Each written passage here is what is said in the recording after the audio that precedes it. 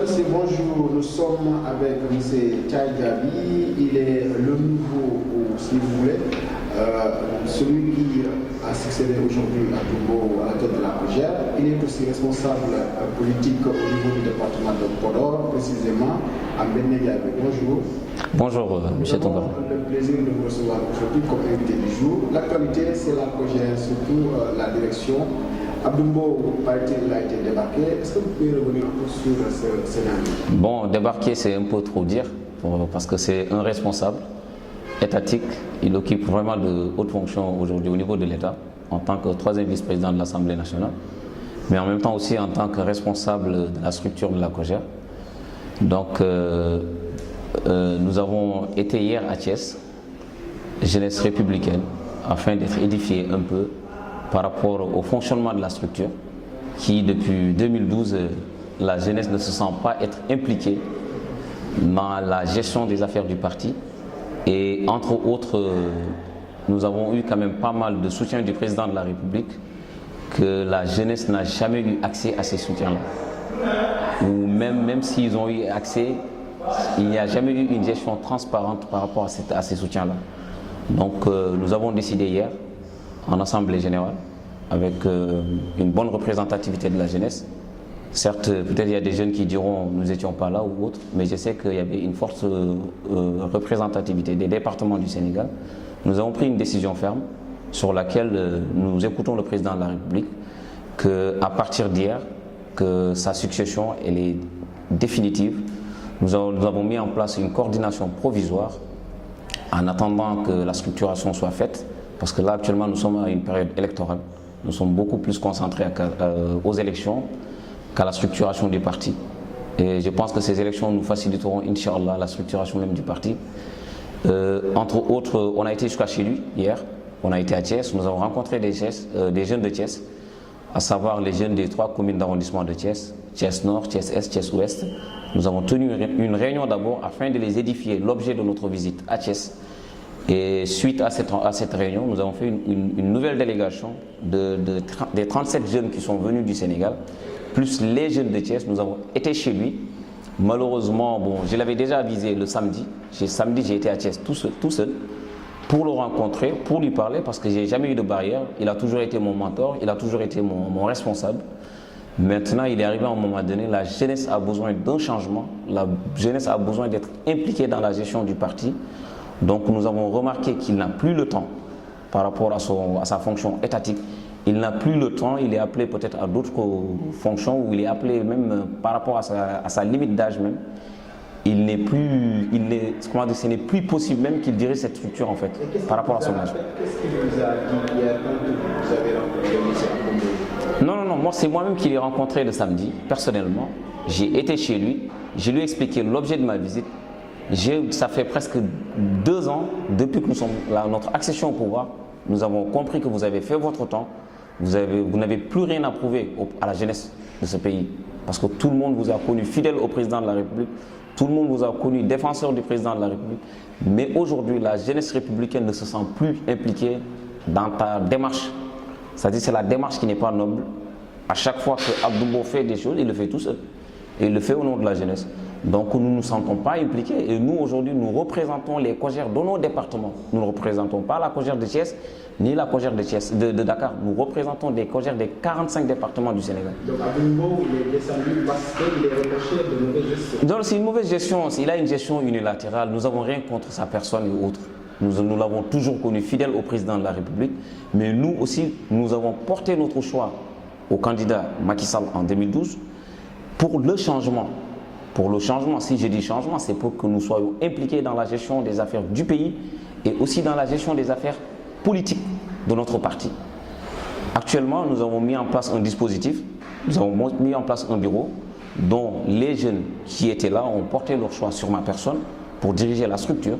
Et j'ai toujours dirigé la structure depuis un bon moment. J'ai eu à organiser ici des logos républicains que Abdoumbo en personne a cautionné. J'ai fait la tournée au niveau des 4 départements de Dakar.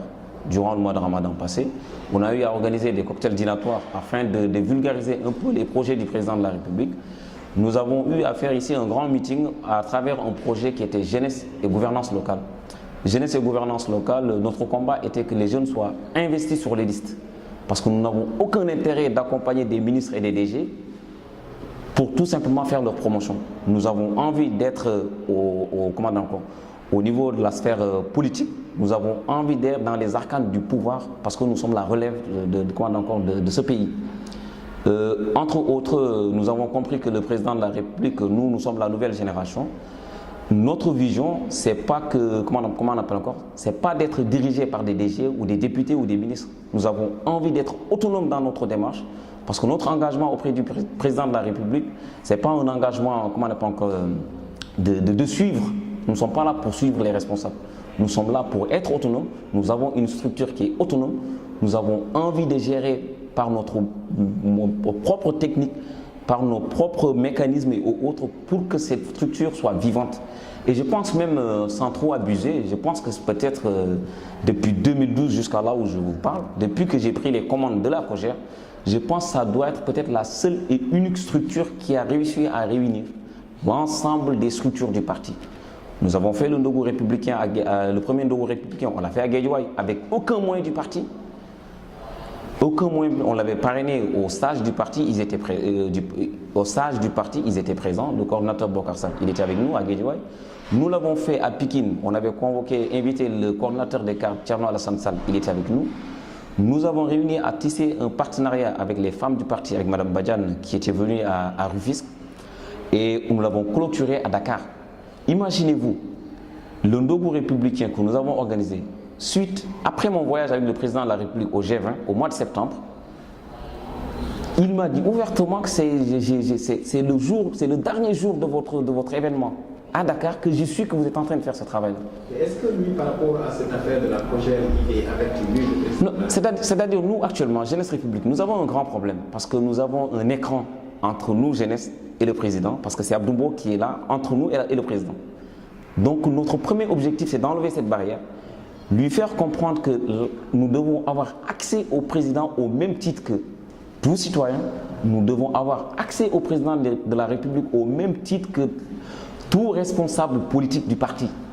Il faut que nos responsables au niveau de la paire arrêtent de mettre cet écran entre les militants et le président de la République.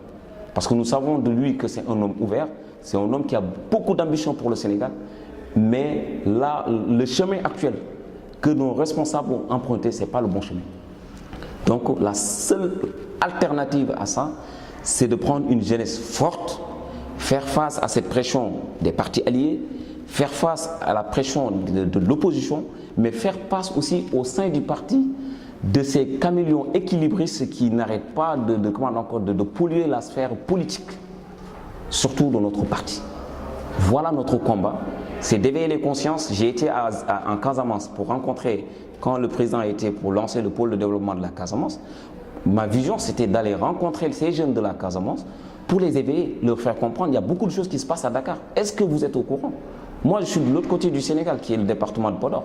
C'est le deuxième département du Sénégal. Aujourd'hui, le département de Podor, après Dakar, qui engendre les 1093 conseillers. Après, c'est le département de Podor, qui a 980 conseillers. Après, c'est le département de Pékin. Donc, j'ai compris nettement, le département dont je suis originaire est presque un quartier latin dans le Sénégal. Oui. Un gouvernement peut même sortir là-bas. Oui, donc, il paraît aussi dans la presse, il est relevé que vous allez changer de siège. Pourquoi? Non, nous avons changé de siège parce que je pense que, je le disais tout à l'heure dans mon discours, nous avons voté pour le changement. Changement, ce n'est pas d'enlever un homme et mettre un homme, mais c'est les principes, l'éthique et la morale que le président a voulu inculquer aux Sénégalais, a voulu inculquer à sa jeunesse. Parce que juste après mon retour aux investitures, j'ai été investi tête de liste au niveau de ma commune et j'ai été choisi comme mandataire du parti au niveau de ma commune qui est Médina Ndiadbé. Je ne peux pas admettre, nous, Jeunesse Républicaine, nous ne pouvons pas admettre être dans un siège qui est dirigé par un responsable qui a été forclos. Vous voyez un peu? Donc il n'y a aucune cohérence entre les dires et les actes. Donc ma vision aujourd'hui, nous avons pris Yengoulen comme quartier général en attendant que le président prenne une décision, parce que c'est le patron de nous tous, que ce soit les responsables, que ce soit les militants, nous sommes tous derrière le président de la République. Nous écoutons ces décisions, nous sommes là pour ces orientations politiques, mais nous, Jeunesse Républicaine, nous ne pouvons pas admettre d'avoir un administrateur qui a été forclos, et ça montre nettement que le relais qu'il devait jouer entre la jeunesse et le président, ça risque d'être bancal. Donc nous avons choisi Yeungoulé pour y être entre-temps, afin qu'une solution soit trouvée pour la gestion du siège du parti. Ok, vous êtes aussi, comme vous l'avez dit dans votre discours, tête de liste de la coalition, normalement à Podor. Médina Ndiadbé. Médina Ndiadbé particulièrement. Quelles sont vos ambitions pour cette localité? Bon, mes ambitions pour la localité, j'ai compris nettement bien avant. Avant, j'étais en France. Entre dire j'étais un immigré ou comment encore un fonctionnaire. Bon, entre guillemets, pas un fonctionnaire, mais comment encore un salarié, pour ne pas abuser. Donc, j'ai compris nettement que la zone dont je suis originaire, leur développement ne dépendait que des immigrés ou même des personnes de la localité même. C'est-à-dire, nous avons remarqué le Fouta, plus particulièrement, ou la Casamance, ou les zones reculées du Sénégal, ont été beaucoup lésées dans la gestion du gouvernement passé, en quelque sorte. Parce qu'on a voté pour le président, comment il s'appelle encore, le président, j'ai même oublié son nom, le président Abdoulaye Wade, bon, à qui on doit beaucoup de respect. Il a beaucoup investi, il a beaucoup fait pour le pays.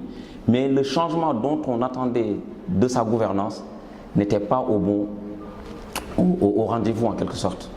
Donc, au niveau de Médina Ndiadbé, nous avons compris nettement avec l'acte 3 de la décentralisation, il est très possible de faire beaucoup de choses au niveau local sans dépendre de Dakar ou de dépendre de la région, du chef-lieu de région qui est Saint-Louis. Nous pouvons développer l'agriculture chez nous.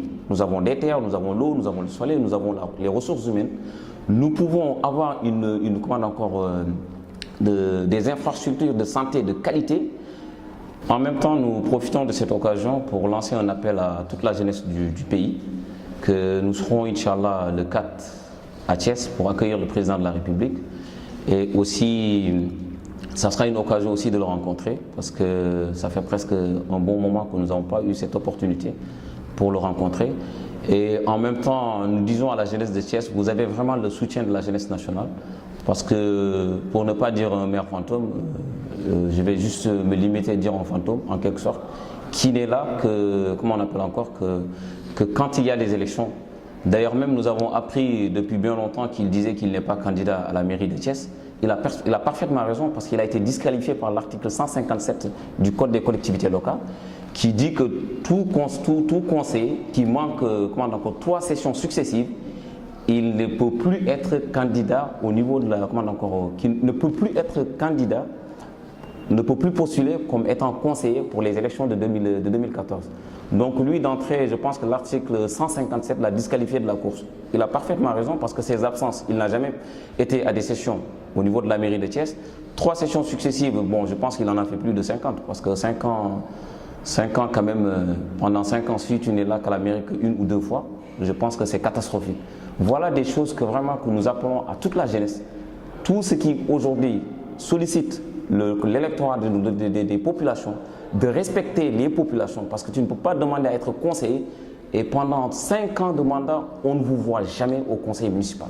Je pense que c'est un manque de respect notoire à l'égard des populations, mais c'est un manque de respect vis-à-vis de son parti, en quelque sorte. Donc, vraiment, nous, jeunesse républicaine, notre combat, ce n'est pas un combat d'une jeunesse juste pour avoir la coordination de la COJER. Notre vision, c'est de changer l'Assemblée nationale pour 2017. Notre combat, c'est de changer l'image du Conseil économique et social, parce que nous avons besoin, nous ne disons pas que l'image n'est pas bonne, mais nous avons besoin d'une forte représentativité de la jeunesse républicaine, de la jeunesse du Sénégal tout court.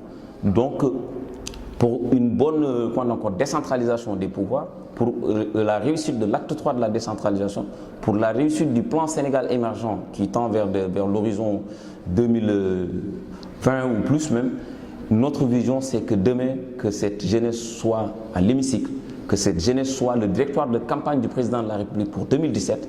Donc c'est un combat noble. Il faut de la patience, il faut s'armer davantage, parce qu'il ne faut pas mettre dans sa tête, surtout aux jeunes, il ne faut pas mettre dans sa tête, il faut qu'on me donne un poste pour que je puisse travailler pour le président. Nous sommes loin d'être dans cette logique. Notre vision, c'est de décaisser dans nos poches c'est de faire en sorte d'écaisser sur nous-mêmes comme on l'a fait quand on était à l'opposition, on le fera quand on sera au pouvoir. Parce que nous avons opté pour faire la politique, mais nous avons opté pour être là pour la population. Donc le président Macky, nous avons compris en lui que c'est un homme qui incarne le changement. Nous avons compris en lui, je pense que les attaques d'Idriss Seck, il devait même pas être là pour les répondre. Parce que nous avons remarqué au sein de notre parti, les gens ne sont là que pour contre-attaquer. Ça ne sert à rien. Nous ne sommes pas là pour contre-attaquer. Nous devons travailler, comme le disait le PM, continuons à travailler et laissons les autres parler. Donc je pense que les canards boiteux ou les caméléons équilibristes qui sont au sein de la sphère politique, bientôt, eux-mêmes, ils feront pour le président Macky Sall en 2017 le bilan. Et ça sera un bilan positif. Donc vraiment, je tiens aussi à dire aux jeunes, nous aurons un quartier général à Thiès pour vraiment rassembler l'ensemble de la jeunesse, pour discuter, échanger, parler, préparer les élections de 2014, le 29 juin, Inch'Allah. Essayer de gagner l'ensemble des régions du Sénégal, surtout aussi au niveau de la mairie de Dakar. Nous avons un grand défi, mais je pense que le Mr Pavage, bientôt on va mettre fin à sa carrière politique. Inch'Allah, nous allons gagner à Grand Yoff, nous allons gagner dans les plus grandes communes du Sénégal, nous allons gagner à Thiès parce que nous avons confiance aux hommes que le président a choisis au niveau de Thiès. Nous demandons à l'unité, nous demandons à toute la jeunesse de se mettre un peu à l'écart des guerres des grands et de se concentrer sur leur avenir politique. Il est temps qu'on ait des maires ou des conseillers municipaux qui sont prêts à résider, à rester et à être à côté des populations. Parce que l'éducation chez nous, ce sont les immigrés qui l'ont fait. Nous avons même l'État, en 2012, le président, je travaille un peu avec une structure qui s'appelle le PAISD, qui aujourd'hui, je ne sais pas si je peux me permettre, qui est presque une arnaque vis-à-vis des immigrés. Parce qu'une structure dont tu donnes 30% en contrepartie et l'État va donner 70%. En quoi les populations ou les immigrés doivent donner 30% pour construire une école ou pour construire des forages ou pour construire des centres de santé? Je ne comprends pas. Je me demande des fois on est dans quel pays. En contrepartie, tu donnes 30% et malheureusement la gestion de ces écoles ou de ces dispensaires ou de ces hôpitaux qui ont été mis en place, les populations ne sont pas impliquées. Les 30%, tu les donnes juste comme ça pour la construction, mais quant à la gestion et l'implication des populations, c'est zéro. Donc il est temps que vraiment que nous, immigrés, nous qui sommes issus de la diaspora, parce qu'entre guillemets, je peux dire, je suis un enfant qui est issu de l'immigration en quelque sorte. Aujourd'hui, nous avons compris nettement, rester en France ou être aux États-Unis ou pas, on ne peut pas développer nos pays à distance. Nous sommes obligés d'être là, nous sommes obligés d'être à côté des populations pour pouvoir vraiment comprendre les réels besoins de nos concitoyens. Voilà les raisons de mon implication en politique. J'ai presque jamais fait de politique de ma vie. Mon premier parti, c'est la paix. Mon premier leader politique, c'est le président Macky Sall. Et je pense que je vais finir ma carrière politique dans ce parti. Nous croyons à ce parti, nous croyons au président Macky Sall. Merci, voilà. Djaby, je rappelle que vous êtes le nouveau remplaçant de M. Abdoumbo, le député, à la tête de la COJER. Vous êtes aussi tête de liste au niveau du département de Podor, de la coalition Benno Bokk Yakaar, surtout aussi dans la localité de Médina Yadbé. On vous remercie. Je vous remercie.